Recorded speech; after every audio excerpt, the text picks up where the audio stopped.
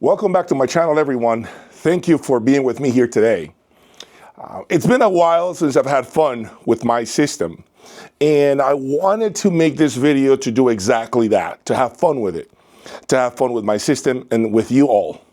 But before I get started, please make sure you check out my website, jaysaudiolab.com, for some good deals on high-end audio components like what you see here behind me. I always have something for all of you. And if you have any interest, please make sure you check out my members only section with more exclusive content that I cannot release here on YouTube. I promise you, it is going to be worth your money. There is so much more information that you need to be aware of before you make that next purchase, that next expensive purchase. All right? So, without any further delay, let's talk about today's video. As you can see, in front of me, I have 5 plastic bottles with water in them, okay? And you might be wondering, what is the intent here, Jay? What are we trying to do? Well, there's been a lot of conversations about vibration control. There's been conversations about lowering the noise floor of, our electronics in order to enhance the sound stage, the clarity, the resolution, the depth of the system. I mean, I can go on and on and on about this particular topic. So I figure, why don't I take it next level this time? Why don't we really test with these 750-pound Magico Q7 Mk2s, which I gotta say, are fully planted on the floor on top of critical mass LS footers, which are not cheap by any stretch of the imagination. Now, if you know anything about footers definitely add much more performance to your loudspeakers because they are supposed to decouple the speakers from the ground, from the floor, from the foundation of your particular room. I did the homework already. I have had these on top of these critical mass footers, and I gotta tell you, I can barely move these animals, okay? They're fully planted. I have already done my homework, pushing on them to make sure they don't move anywhere. And as you can see, of course, behind me, the rest of my electronics are on top of Artisan audio stands, which essentially do the same thing on electronics. I have been playing on and off with my system throughout the last 24 hours, trying to push my system pretty much above normal levels for me in order to see if the water inside these bottles moves at any point. So what we're gonna do, okay, what we're gonna do is play an album from 1994, which I have played in the past. This is the type of album that you used to play way back when through your car stereos. So I also decided to play this particular album because there isn't really a copy strike on YouTube for me using it. So it's perfect, okay? I'm absolutely pumped to bring this to you. Warning, okay, warning. I gotta say it for the complainers, those of you who always have a problem with anything, okay? This is not Frank Sinatra music. This is not Adele. This is not elevator music. This is not funeral music that we are all accustomed to listening to at shows or maybe even in your space. This is music that's designed to essentially torture these woofers, okay? It's music designed to really push speakers to greater heights, okay? So don't complain, don't leave nasty comments, all right? If you hate the music, grab your phone and turn it down, okay? That's why you have a volume on your phone. I have to crank things up in here to see if there is any sort of interaction with these water bottles, okay? Not only are we gonna do that with the speakers, we're also gonna grab the water bottles and place them on top of the Apex stereos to see if there's any sort of movement, and on top of my electronics right behind me. So we're gonna have fun with this exercise. I repeat, no complainers here. I don't wanna hear it, okay? And after this is done, I'm gonna come back and discuss this even further with you all. So let's get started. The intent is to play this music at approximately 90 dBs. I hope you all are hitting the like button and subscribing and checking out my website, jaysaudiolab.com. So without any further delays, let's get this going. I'm going to crank up the Commander to 54, to volume level 54, which is approximately 90 decibels, folks. 90 decibels, okay? I hope you all enjoy it. Let's have fun with this. Get ready. I warn you, you might want to turn your volume down.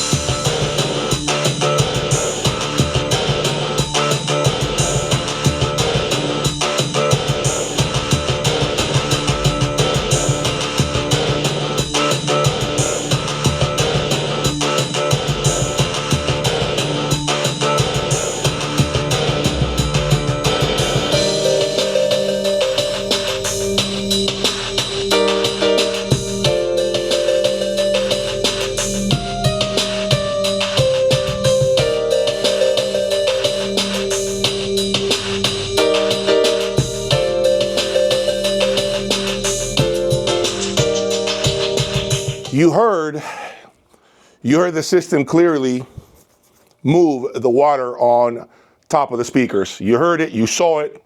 I'm a little confused, to be honest with you, but I'm not gonna draw out any conclusions. What I'm gonna do next is get these bottles off of the speaker and place them on top of the apex and see if maybe the Artisan audio stand is actually effectively isolating the amplifier and see what happens. So, no, I'm not afraid. I'm not nervous. Yes, this is water. Don't worry. Nothing's going to happen. All right. So this is water on top of the apex. Oh, my God. Jay, what are you doing? You're going to break the apex. No, I'm not going to break the apex. Okay. The water, the bottles are completely sealed.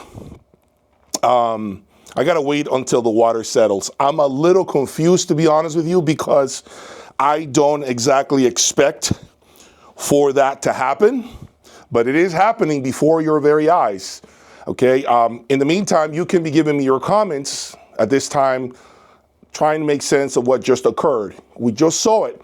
The average volume level is approximately 90 decibels. Okay. I am pushing the hell out of my speakers.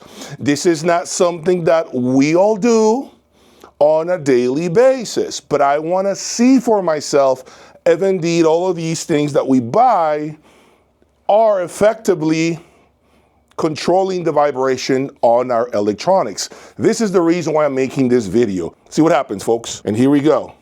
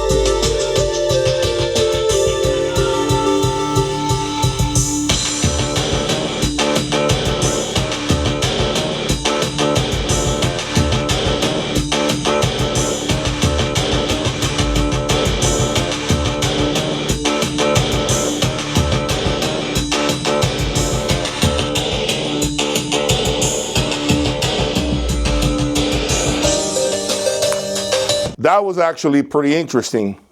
So these 4 bottles, right here and right here, didn't really move.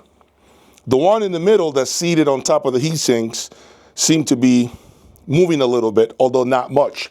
However, these bottles moved a hell of a lot less than when I had them on top of the speaker, which is telling me that the Artisan audio stand is doing a tremendous job at isolating the apex. And 2, of course, this is a heavy ass amplifier, so I'm assuming these massive, thick aluminum plates on the top are certainly isolating and controlling a lot of the vibration that's entering the amplifier. So we're gonna move things now to my CH Precision DAC that's on top of my Artisan audio stand, okay? And see what happens.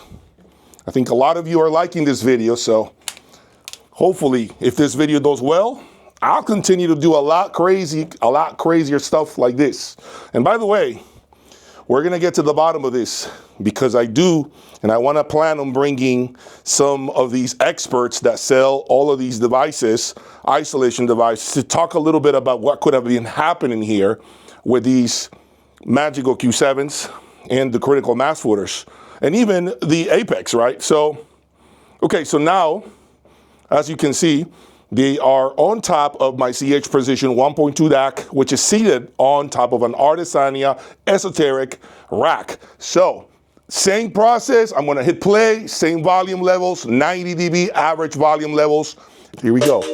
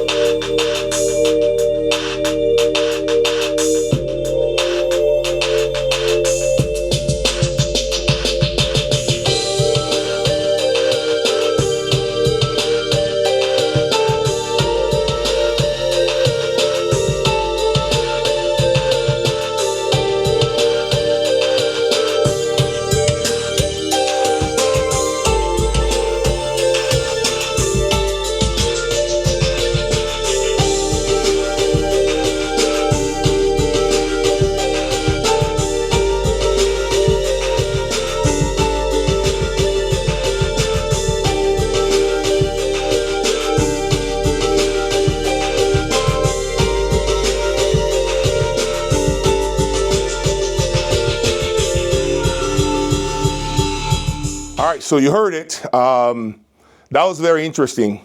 I didn't see any sort of movement per se, a lot of movement anyhow, on the CH Precision 1.2 DAC, which is telling me that this esoteric rack is doing a tremendous job at isolating the component that's sitting on top of it.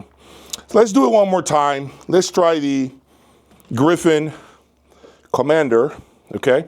All right, so I'm okay with it. Let's hit play.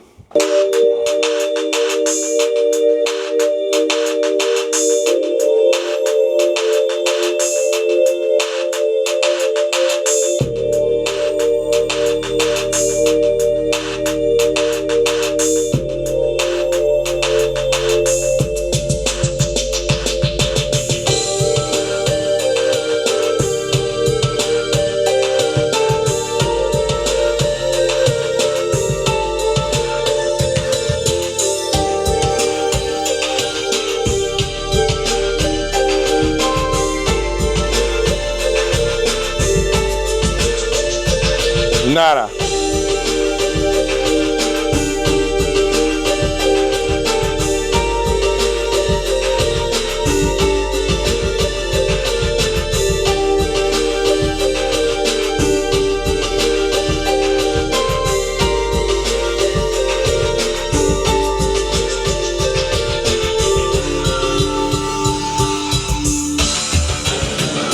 Okay, so we didn't see any movement at all on top of the Commander. So that's great. That's good to know. And we are going to do the final test. Why don't we do it on the speaker here?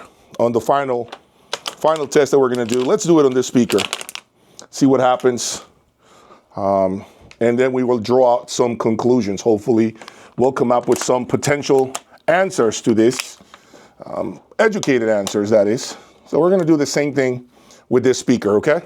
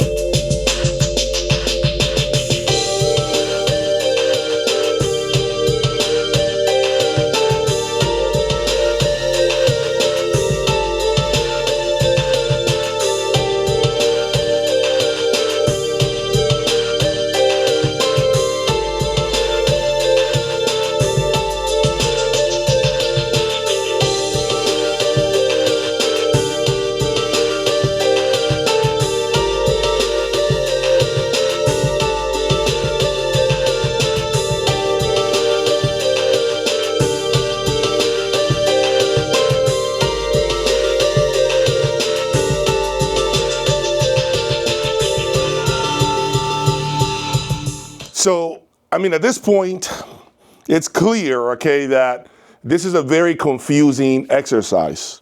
We all spend thousands of dollars to mitigate vibration, to isolate our components, to extract every bit of performance that we can get out of our systems. Yet, you have just seen before your very eyes that that isn't always the case.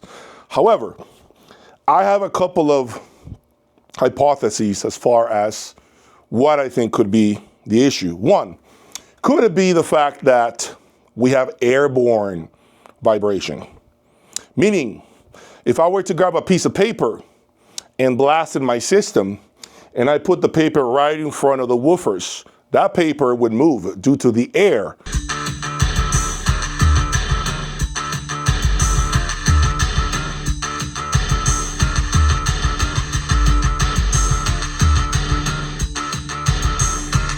That the system is creating, right? The woofers are creating.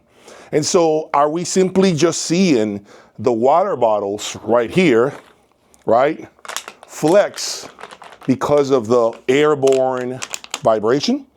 Is that what we're seeing? And maybe that's why the water is moving? That's one theory.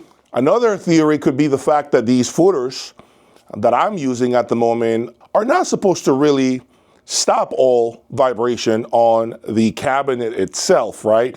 I know they're supposed to block vibration from the ground and not allow for that vibration to enter the speaker, if that makes sense. I know that's one thing they're meant to do, but maybe vibration is supposed to still happen with these footers installed. I haven't gotten any clarification from Critical Mass as to how these footers really operate completely. I don't understand it, but what I have read online simply states that they are definitely supposed to decouple the speakers and they are supposed to stop any vibration that's on the ground from entering the speaker.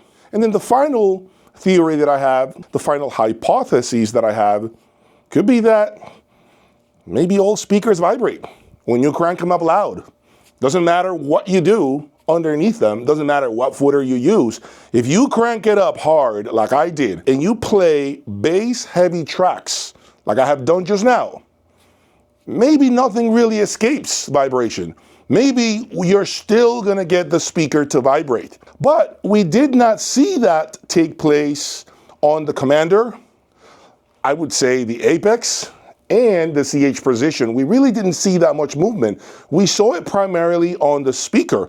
Granted, the speaker is what's creating the sound, right? So it would make sense that this would have the most impact. Now, what I would love for you all to do is to perform something similar to what I have done here and give me your feedback. And if you have done something similar to what I have presented to you today, maybe you can give me your feedback in the comment section.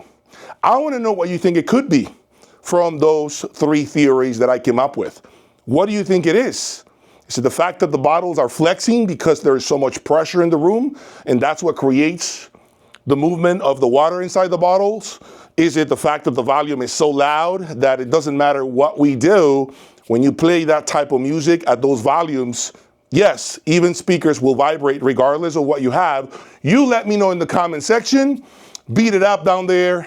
I want to read all your comments and have a healthy discussion. If you have enjoyed this type of content, I urge you to subscribe to the channel and hit the like button. Take care.